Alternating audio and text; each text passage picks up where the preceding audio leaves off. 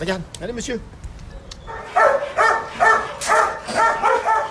Aujourd'hui, la mode des molosses, en fait, on va dire, elle repart parce que effectivement, les molosses qui sont, rappelons-le, hein, les chiens de type molossoïde sont des chiens qui ont une tête carrée, qui sont un peu trapus, bien musclés et pour lesquels on peut avoir une affection particulière parce que c'est des chiens affectueux, attachés à leur maître, mais aussi des bons chiens de garde, des bons chiens pour impressionner, des bons chiens de défense. Mais comme tout, il y a un moment, ces animaux, si on les utilise mal, si on ne sait pas les cadrer, si on ne sait pas les éduquer, bah, comme tout chien, mais là avec leur puissance, avec leur force de morsure et mâchoire, peuvent présenter un danger.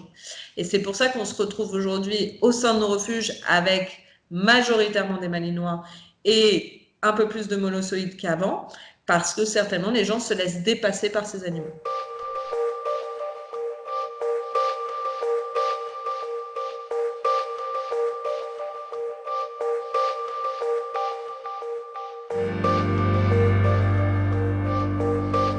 Souvent, l'origine des accidents avec les humains, c'est que le chien au départ voulait attaquer un chien.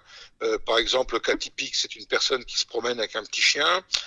Vous avez un chien de ce type qui se balade en liberté sans contrôle. Le chien veut attaquer le petit chien. Le propriétaire ou la propriétaire le prend dans les bras pour le protéger. Et le chien, à ce moment-là, vient attaquer et le petit chien et le bras du propriétaire qui le tient. C'est bien ça. Oui, très bien, ça c'est une très bonne fifi.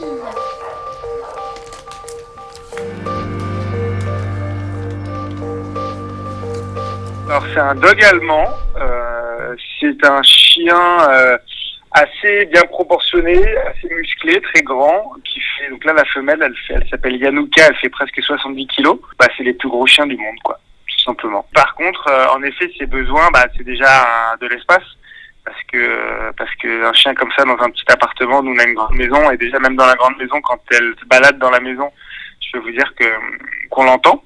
Elle se nourrit de manière disproportionnée. Elle mange une carcasse de poulet tous les matins avec 200 grammes de croquettes, puis 200 grammes de croquettes le soir. Le problème avec ces chiens-là, c'est à cause de leur poids et de leur taille, ça peut vite être complexe avec des enfants ou avec des personnes fragiles ou des gens un peu plus faibles, parce qu'en fait, ils sont très très très puissants. C'est pas des chiens agressifs, mais c'est dans leur manière de se déplacer, dans leur manière d'être.